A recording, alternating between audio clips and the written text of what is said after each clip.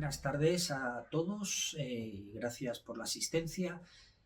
En esta presentación queremos ver la relación entre macroeconomía y desigualdad. Y el plan para hoy es verlo en tres etapas. La primera etapa, que es más o menos desde los años 30 hasta los años 90. Vamos a ver ahí cuál es la relación entre macroeconomía y desigualdad. La segunda etapa, desde los años 90 hasta la gran recesión, hasta 2008, y después de la gran recesión pues aparece esa primera etapa y con un diferente papel que juega la desigualdad en relación a la macroeconomía.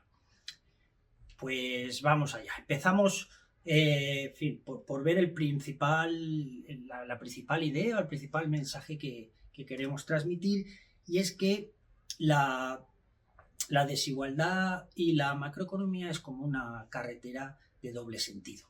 Es decir, que por un lado la macroeconomía, los shocks macroeconómicos o las políticas macroeconómicas van a afectar a la distribución de la renta en una economía, por lo tanto a la desigualdad, pero por otro lado también ocurre al revés, que lo que ocurra con la distribución de la renta y la desigualdad va a tener consecuencias y va a tener implicaciones en los agregados macroeconómicos que importan a los economistas.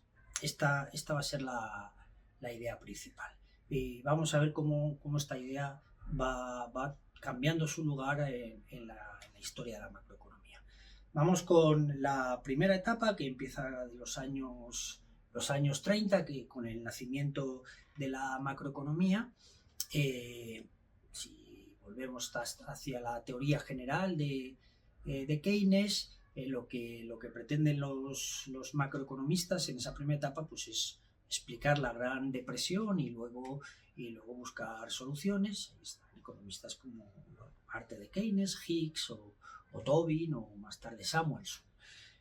En esta primera etapa lo que ocurre es que, por un lado, con todas estas ideas keynesianas que luego se reflejan en lo que conocemos como la cruz keynesiana, esa cruz keynesiana que va cambiando y va diciendo cuál es el equilibrio de una economía, y la curva IS y LM. Entonces, aquí lo que son sistemas de ecuaciones del consumo, de la inversión, que al final van a decir pues cuáles son se solucionan y nos dicen cuáles son los agregados macroeconómicos. Y en toda esta historia de la cruz keynesiana pues está una idea fundamental del multiplicador, que el aumento del consumo incide en los ingresos, que a su vez incide en el consumo, y así se va creando un efecto multiplicador. Pero en todo lo que hemos dicho vemos que la desigualdad no tiene ningún papel. Por el propio diseño de los modelos, pues está ignorada y se centran en los agregados macroeconómicos. En los años 70 hay una revolución en la macroeconomía con Robert Lucas y Sargent y Prescott y otros economistas, y surgen modelos de agentes representativos. Por un lado está el modelo del ciclo económico real, que intenta explicar los ciclos económicos de la economía sin hacer referencia al dinero, solo como shocks de productividad, y se pueden explicar series temporales del PIB por estos shocks temporales, por estos shocks de productividad. Por un lado está, y por otro lado hay otra posibilidad dentro de esta macroeconomía de agentes representativos, que son los modelos del nuevo keynesianismo, que incorporan la vieja idea de Keynes de la rigidez de precios y de las rigideces nominales, y que lleva a que la política monetaria tenga un papel principal. Y estos modelos del nuevo keynesianismo pues son los que principalmente han utilizado los bancos centrales, la Reserva Federal, el Banco Central Europeo, los bancos centrales en general, para decidir pues cuando tenían o no que recortar o subir los tipos de interés. Ese ha sido los grandes modelos que han utilizado los bancos centrales. Lo que tienen en común con el antiguo keynesianismo es que no tiene ningún papel para la desigualdad. La desigualdad, de nuevo, es ignorada. De hecho, se habla de agentes representativos. No hay ningún tipo de heterogeneidad entre los agentes. Son iguales por definición. Por supuesto, en estos nuevos modelos de ciclos económicos reales, del nuevo keynesianismo, lo que sí que son modelos que están, por un lado, tienen microfundamentos, están microfundados, y por otro lado, son modelos dinámicos y por lo tanto que tienen en cuenta más el comportamiento de los agentes, como agentes que optimizan. Es decir, que tienen en cuenta la crítica de Lucas, que decía que los modelos keynesianos, los agentes, las familias, las empresas, parecen que no sean inteligentes, porque realmente no están optimizando sus decisiones. ¿Cuál es el problema con estos modelos de esta generación, de los años 30 a los años 90? El problema es que sus modelos no tienen en cuenta toda la microevidencia que ya empieza a estar disponible. Es decir, que ha ido creciendo una distancia, un gap entre lo que hacía la macroeconomía y la descripción de las dinámicas macroeconómicas y todo lo que se estaba descubriendo en la investigación microeconómica, y en los avances que había también en la obtención de datos microeconómicos de mucha más riqueza. Luego, por esta crítica, más otra consideración es que estos modelos, pues como no tienen en cuenta la desigualdad, pues no tienen nada que decir sobre algunos aspectos de la economía importantes. Como por ejemplo, hay un aspecto importante que es que ha crecido la desigualdad desde los años 70. Como vemos en este gráfico, si vemos los ingresos desde los años 70 hacia adelante, en el eje horizontal están los años y en el eje vertical están los ingresos, pues para el 50% más bajo de la población, el 50% de ingresos más bajos de la población, estamos hablando de la economía de Estados Unidos, es completamente horizontal, es decir, que están estancados. Que han pasado décadas y esos ingresos reales no se han movido. En cambio, si lo comparamos con los ingresos del 1% más rico de la distribución, pues esos han subido enormemente y se han disparado. Entonces, si queremos decir algo de por qué está pasando esto con esos modelos macroeconómicos de agente representativo, pues no pueden decir nada porque no está considerada la desigualdad. O por ejemplo, queremos hablar sobre lo siguiente. Se ve en este gráfico que en momentos de expansión la desigualdad es más o menos estable, pero en momentos de recesión los grupos de población de más bajos ingresos son mucho más fuertemente golpeados. O sea, son mucho más fuertemente golpeados, que tienen mucho más alto desempleo, sus ingresos disminuyen mucho más y de forma mucho más permanente. Entonces, lo mismo, si se quiere analizar este hecho y ver qué políticas se pueden tomar para teniendo esto en cuenta, pues si los modelos no tienen en consideración la desigualdad por su propio diseño, pues no se puede decir nada. Y por estas críticas nos lleva a... Bueno, ya hay una tercera crítica que se me olvidaba, que tiene que ver con que tampoco pueden pensar bien sobre el bienestar en las economías. Aquí hay una cita, vamos a poner, de Agnus Deaton, el premio Nobel, que dice: fijándose los economistas, cuando se fijan solo en los agregados, que para muchas cosas tiene sentido, pero no pueden decir nada de la pobreza y la desigualdad porque eso no aparece en los datos agregados, en las medias. Y entonces queda detrás de la escena y no se puede pensar bien sobre el bienestar. Quiere decir, en un ejemplo así sencillo, si se le da 500 euros a Bill Gates o se le da 500 euros a una familia necesitada, pues en los agregados eso aparece igual, pero pues la familia necesitada que recibe esos 100.000, esos 500 euros los va a gastar de forma que su bienestar va a subir mucho más que el de Bill Gates, que no le hacen falta. Y eso es lo que eso es lo que no se puede pensar con este tipo de modelos de forma fácil. Entonces las 3 críticas, por lo tanto, son que no pueden hablar de ciertos hechos, como que la desigualdad golpee más a los grupos de población más desfavorecidos, no pueden pensar coherentemente sobre algunos aspectos del bienestar y de los cambios en el bienestar y de qué familias se ven más afectadas por determinados shocks o políticas, y además no tienen en cuenta muchos microdatos que en la microeconomía pues había ido avanzando y había muchas más microevidencias.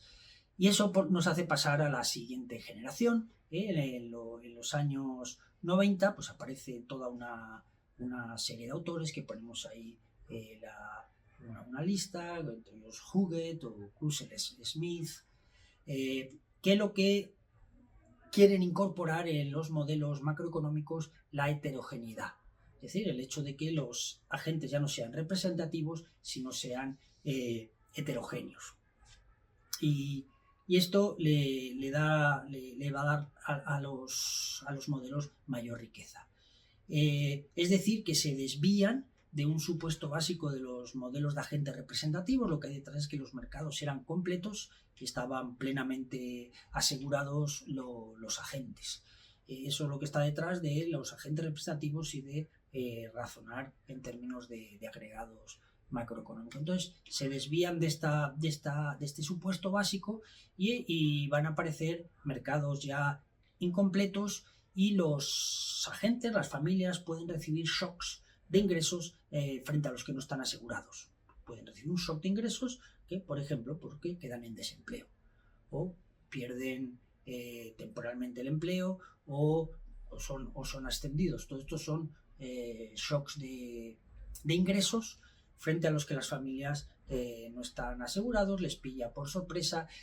Y lo que sí que hay en estos modelos, puede haber algún tipo de activo seguro con el que las familias puedan ahorrar para protegerse de estos shocks que les pueden venir de forma inesperada. En cualquier caso, lo que está ocurriendo aquí, que con estos nuevos modelos, en esta nueva etapa, que la macroeconomía pasa de pensar solo en grandes números, en una evolución del PIB que baja, que sube, que sufre altos y bajos a lo largo del ciclo económico, y ahí la macroeconomía tradicional pues piensa en el PIB, el agregado, el consumo agregado, la inversión agregado, el capital, el stock de capital en agregados y grandes números. Y con estos nuevos modelos se pasa a concebir la macroeconomía de una forma distinta. La macroeconomía es como una distribución de variables. El consumo es el consumo de distintos grupos de agentes, y el consumo puede variar de forma diferente a lo largo de la distribución de la renta y de los ingresos. Y esto en general para todas las variables macroeconómicas se pueden pensar como una distribución y cómo diferentes políticas y diferentes shocks van a mover esa distribución. Por lo tanto, la distribución de la renta sigue una dinámica, que es que la distribución actual tiene que ver con la distribución que había en el pasado, en el año anterior, y otra variable que tiene que ver con estos shocks de productividad, esa variable lo podemos llamar Z, que tiene que ver con estos shocks de productividad, estas sorpresas que sufren las familias. Y luego otra variable que recoge cambios institucionales, como puede ser pues, un mayor número de transferencias, un cambio en la política de impuestos, de becas. Todos esos son cambios institucionales que también pueden incidir en la distribución. Luego estos nuevos modelos que empiezan en los años 90 de macroeconomía heterogénea se hacen atractivos porque pueden hablar a hechos que tienen que ver con la desigualdad, porque tienen en cuenta muchas más variables y datos microeconómicos sobre las propensiones marginales al consumo, sobre la dinámica y los cambios en los ingresos, por ejemplo, sobre las habilidades y las capacidades de los trabajadores. Tienen en cuenta muchos más microdatos que lo enriquece para ver la macroeconomía, como hemos dicho, siempre como una distribución de las variables. Y entonces permite hablar a hechos que tienen que ver con la desigualdad y tiene en cuenta todos estos microdatos. Por ese lado va muy bien porque incorpora en la macroeconomía que la macroeconomía va a afectar a la desigualdad. Pero si damos un paso más, ¿qué ocurre cuando vemos si la desigualdad a su vez afecta a la macroeconomía? Y aquí esta generación de macroeconomistas pues lo que viene a decir que la desigualdad no va a afectar a la macroeconomía, a los agregados macroeconómicos, y eso se basa sobre todo en un paper de Krull-Smith de 1998, que lo que viene a decir que para estudiar los agregados macroeconómicos, el consumo, la inversión, basta coger las medias. Es decir, que si un economista tradicional, un economista de esa generación de los agentes representativos, no tiene en cuenta la heterogeneidad de los agentes, pues no pasaría nada, porque si simulamos la economía, los resultados son muy parecidos y esto es un resultado realmente fuerte e importante.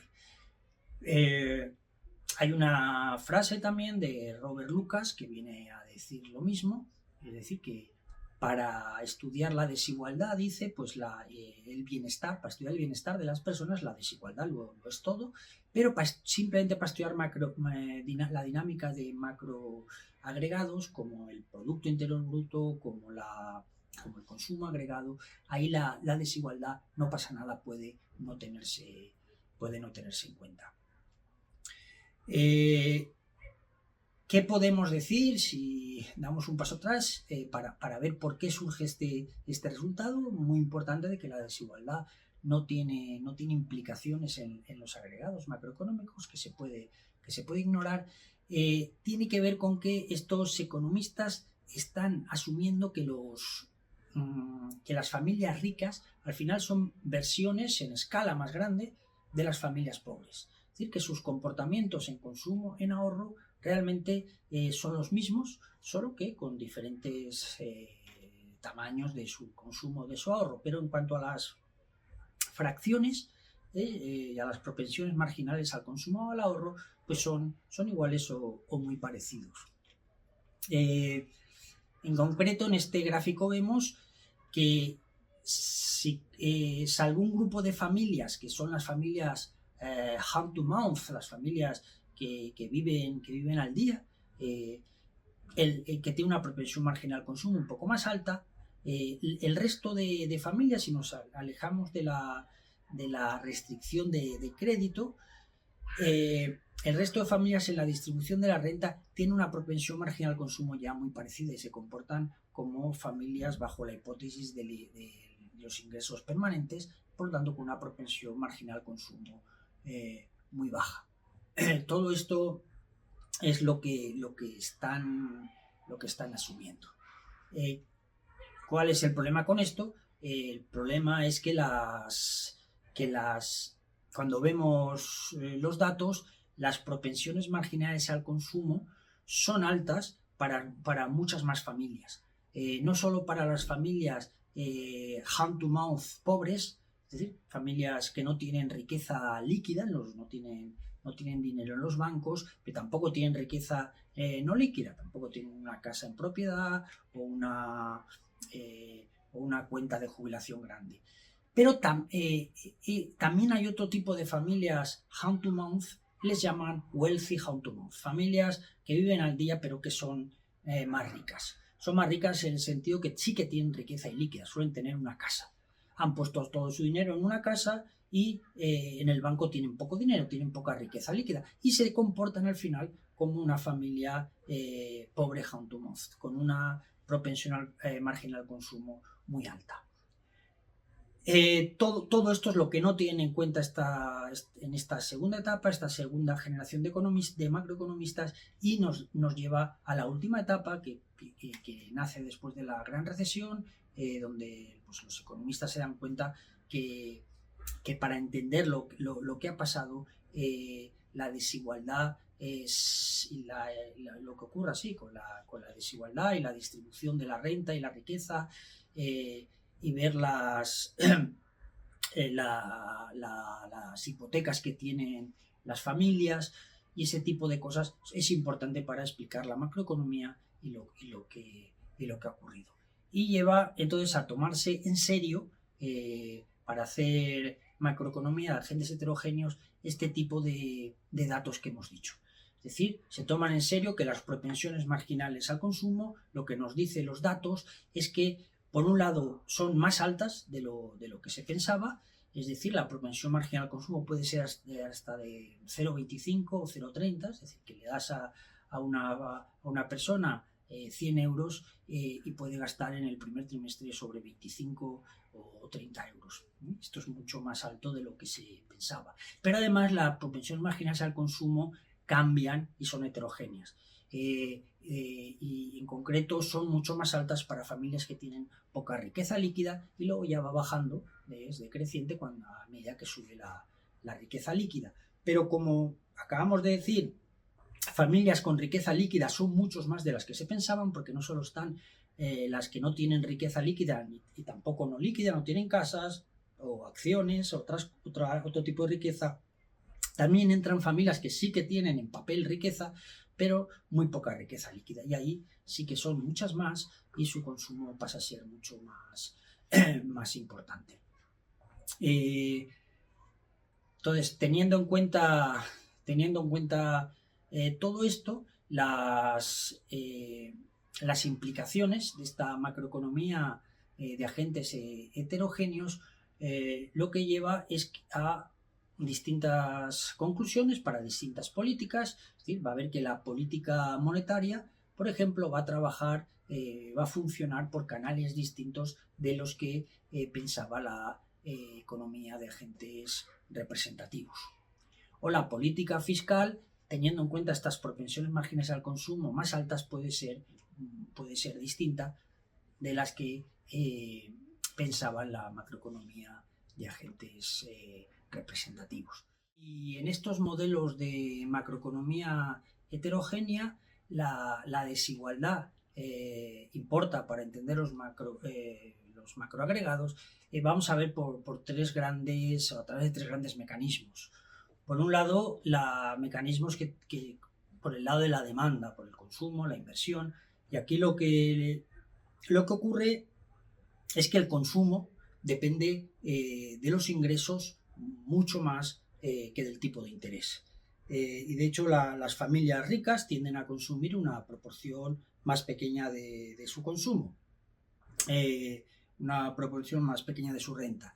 Luego, si aumenta la desigualdad, quiere decir que más parte de los ingresos va a parar a familias ricas, pues va a tener una consecuencia en una disminución del consumo agregado. Es decir, que ya relacionamos que aumento de la desigualdad lleva a una disminución del consumo por este hecho. Pero para que hay que introducir la heterogeneidad, las familias de menos renta y las familias de más renta con fracciones del consumo distintas. Y el argumento más útil es el que hemos visto, que además en las familias ya no solo falta decir si son ricas o pobres, sino dentro de las ricas, las que son ricas más en dinero, en riqueza líquida y riqueza no líquida, y las que solo son ricas en riqueza no líquida y tienen una casa o un buen plan de jubilación, pero no tienen apenas riqueza líquida.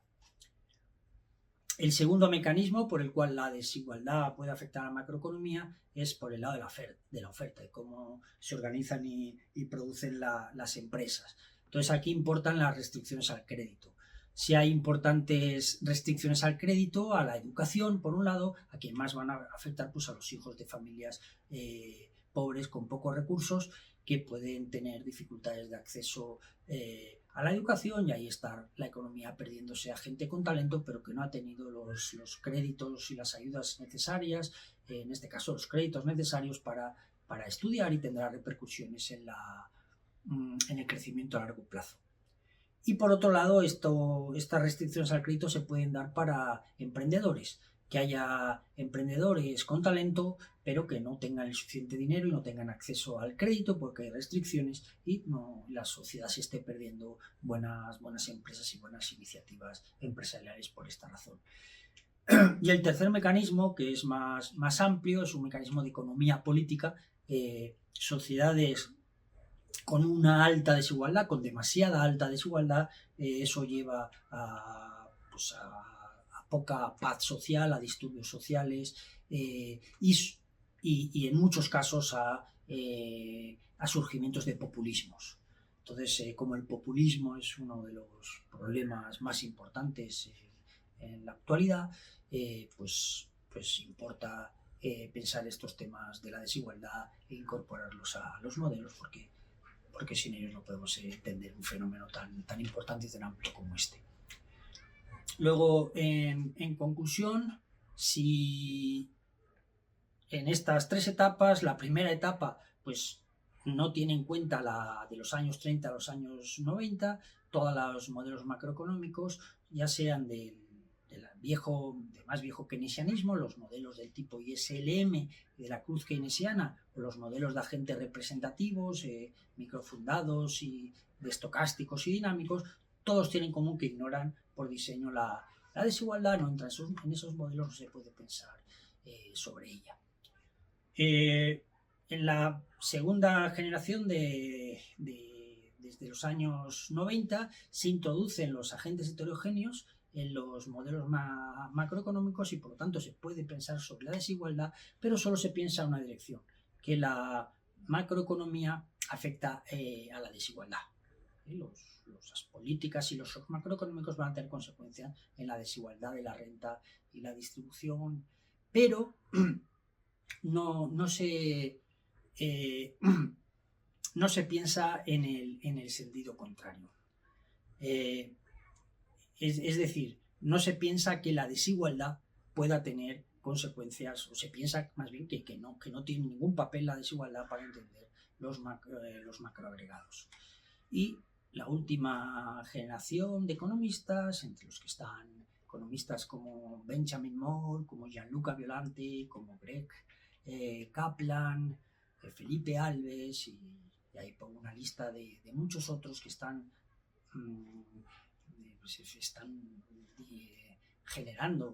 diseñando estos modelos de agentes heterogéneos. Ellos les llaman Hank Model, por el acrónimo de agentes heterogéneos, nuevos keynesianos, y están intentando que el camino sea, como decíamos al principio, que la calle sea de doble dirección. Por un lado, entender cómo la macroeconomía afecta a la desigualdad, y por otro lado ver cómo la desigualdad importa, la desigualdad de la renta y la riqueza importa para entender agregados macroeconómicos como el consumo, como la inversión, para entender la política fiscal, para entender mejor la política monetaria. Y esto es todo. Muchas gracias por la atención.